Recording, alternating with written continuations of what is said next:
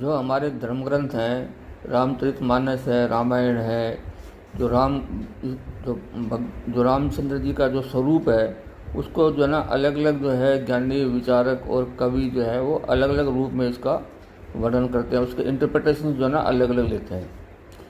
तो आज हम जो है रामचरितमानस में जो तुलसीदास जी ने बालकांड में जो ना उसका जो मीनिंग बताया है कि भाई वो रामचरितमानस शब्द कैसे उनके जहन में आया, तो उसके बारे में कुछ जो हम पर विचार करते हैं।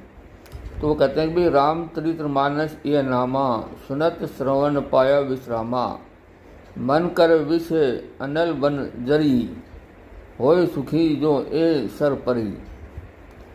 कि जो है रामचरितमानस जो है ये एक भगवान राम के ज्ञान और गुणों का जो है ना सरोवर है। उनकी कथा का मतलब कि उनके ज्ञान और चरित्र का जो है सरोवर है। अब इस सरोवर के अंदर क्या हो रहा है कि इसमें हमें फ़ायदा कैसे होगा कि जो हमारा मन जो है ना, जो कि हाथी की तरह है, मन जो है ना पावरफुल है इसलिए हाथी से रिप्रेजेंट करते हैं, और मन जो है चंचल भी है इसलिए हाथी भी सेंसिटिव जीव है।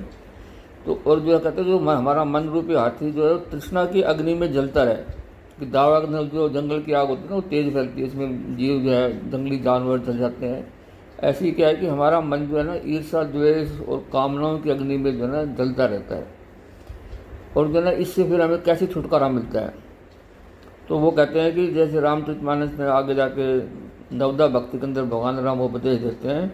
वो कहते हैं भाई प्रथम भक्ति संतन कर संगा, कि जो है ना मेरी भक्ति जो है मेरे ज्ञान को समझने के लिए आपको संतों की जो है ना शरण में जाना चाहिए। उनसे जो है ना आपको उसका महत्व और उसको ज्ञान की जो है आपको सही ढंग से समझ में आएगी। और इसके बारे में और जो है ना कुछ बातें विस्तार से जो है ना आगे जो इसका इंटरप्रिटेशन है वो हम किस ढंग से करना चाहिए। तो इसमें तुलसीदास जी सुनाते हैं।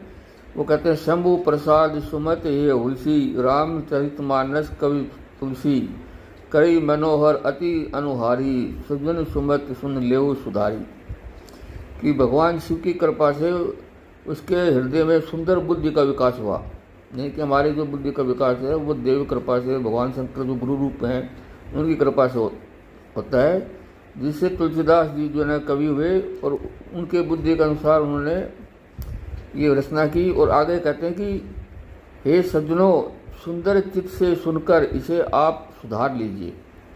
बहुत ही इंपॉर्टेंट लाइन उन्होंने लास्ट में बोल दी कि भाई हे सज्जनों, जो ज्ञानी लोग हैं, जो गुणी हैं, जैसे कबीरदास जी हैं, नामदेव हैं, भगत हैं, और जो है सैन भगत हैं, बहुत सारे भगत हुए।